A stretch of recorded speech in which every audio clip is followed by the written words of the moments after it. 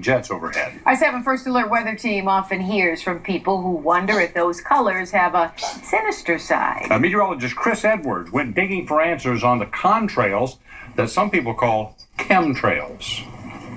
I've always thought contrails were fascinating, but I want you to know if they also are frightening. Like an etch-a-sketch in the sky, aircraft have been leaving their mark at high altitudes for more than 60 years now. Their condensation trails, or contrails, are long, skinny clouds that form from the moisture coming from a plane's exhaust.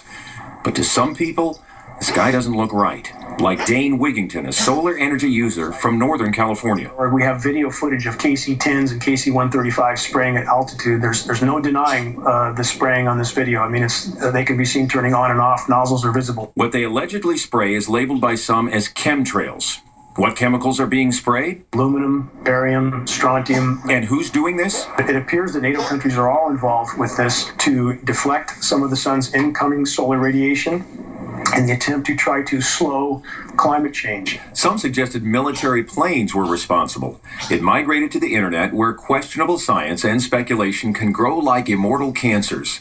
Many viewers have seen it and asked me about it. So I asked an expert, what is in airplane exhaust? Black carbon, soot, and the sulfate particles. In other words, run-of-the-mill air pollution. You may notice so many more contrails because there's twice as much air traffic compared to 20 years ago. Whether or not contrails linger and spread out or disappear quickly depends on moisture 6 to 8 miles up, temperature, and even wind at those levels. Sometimes they linger, sometimes they don't. But if there was a conspiracy to use jet-produced clouds to cool the atmosphere, would it work?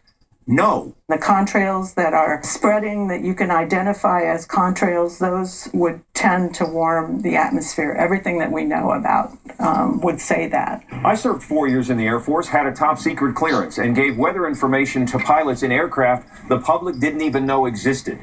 So I knew who to ask to go up the command chain to ask questions they can answer. Quoting Lieutenant Colonel Alan Heritage, Air Force Pentagon, "The Air Force is not conducting any weather modification experiments or programs at this time and has no plans to do so in the future. The military has done small-scale weather modification in the distant past, and there's increasing discussion in the climate science world about engineering ideas to be considered if climate change spins out of control in the future." Bottom line about those chemicals, there are standards for what can be in our drinking water, but we discovered there are none for rainwater, so it's almost never tested. We wanted to get to the bottom of this, so we hired Brighton Analytical Labs, a Michigan and nationally accredited lab with over 25 years' experience. They collected rain as it fell, then tested it to look for any traces of the offending elements. Here's what they found in our rainwater. Aluminum, none detected.